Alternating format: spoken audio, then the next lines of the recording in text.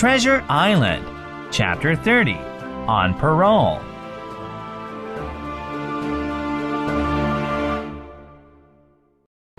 A voice calling from the woods woke everyone, including George Merry, who was supposed to be standing guard. Ahoy there!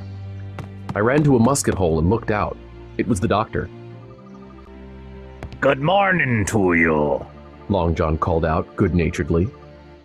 You're here bright and early. Your patients are doing well, sir. And we have a surprise for you. A little stranger, fit as any young lad should be. Dr. Livesey climbed over the fence and approached the house. Jim? The very same, Long John said. The doctor stopped for a moment and then said, Well, business before pleasure. Let's see the patients. Dr. Livesey entered, gave me a nod, and proceeded to treat the sick pirates as if he was on an ordinary visit to a quiet English family. You're doing well, he said to the fellow with the bandaged head. Your head must be as hard as iron. Then he looked into George Merry's eyes. They look normal now, but you must stop drinking. Did you take your medicine? Aye, aye, sir, he took it, Tom Morgan interrupted eagerly. Good, since I'm the pirate doctor now, Dr. Livesey said pleasantly. I don't want anyone to die before King George can hang him. The pirates looked at each other, but reacted to the comment with silence. Dick doesn't feel well, sir, one said. No, the doctor said. Stick out your tongue, Dick. The doctor inspected his tongue. This would frighten the devil. You've got the fever.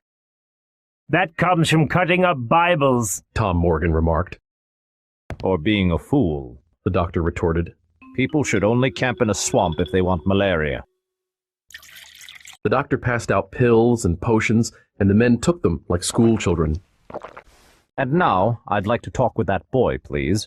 Dr. Livesey nodded carelessly in my direction. George Merry, still making a face at the bad-tasting medicine, swung around and yelled, "No!" Silence! Long John roared. Then he turned to me.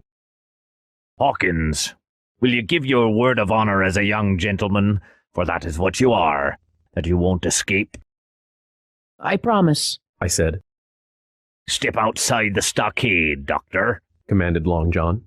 I'll bring the boy to you on the inside. You can chat through the fence. When the doctor left the house, the pirates exploded in anger and suspicion. "You're trying to double-cross us!" shouted George Merry. You're making a deal with them to save yourself, Tom Morgan yelled. And forgetting about your mates. Fools! Snapped Long John. Jim and the doctor want to talk, that's all. He waved the map. Will you break the treaty the very day you go treasure hunting? No, by thunder, he cried. We'll break it when we decide. Until then, I'll make that doctor happy, even if I have to clean his boots with my best brandy. Now get that fire going, he ordered, and we both walked out. Walk slow, lad, he said quietly. They'll jump us if we hurry. We advanced to where the doctor waited on the other side of the stockade. And as soon as we were within easy speaking distance, Long John stopped. Make a note of what I'm risking here, Doctor, said he. The boy will attest that I saved his life. A good word from you could save me from the hangman. But believe me, it's not only my life I'm concerned with here, it's the boy's too. Long John's voice trembled, and with his back to his friends in the house, he looked like a different man. Why, Silver, are you afraid? Asked Dr. Livesey. I'm no coward, no, but I don't want to hang. You won't forget the good I've done, will you? I'll leave you and Jim alone now. Long John stepped back and sat on a tree stump, where he could keep an eye on me and the doctor, as well as on his unruly friends. I don't blame you, Jim, the doctor said. But when Captain Smollett was well, you didn't dare run off. Then when he was ill, you did. That was cowardly. Please, Doctor, I'm sorry. I said, weeping. But I'd be dead if Long John hadn't stood up for me. I don't mind dying, Maybe I deserve it, but I do fear torture, and... Jim, the doctor interrupted. jump over the fence and we'll run for it. No, I said. I gave my word. Blame me. It'll be my shame, but I can't let you stay. He said. Jump! One jump and we'll run like antelopes. No, I replied. I promised I'd go back. But, Doctor, let me finish. I got the ship back. She's in North Inlet. If they torture me, I'm afraid I might tell where the ship is. The ship! The doctor exclaimed. Quickly, I described my adventures, and he heard me out, Jim, you've saved our lives, said Dr. Livesey. We're not going to let you lose yours. He looked up. Silver! He called, and Silver drew near. Don't hurry to get that treasure.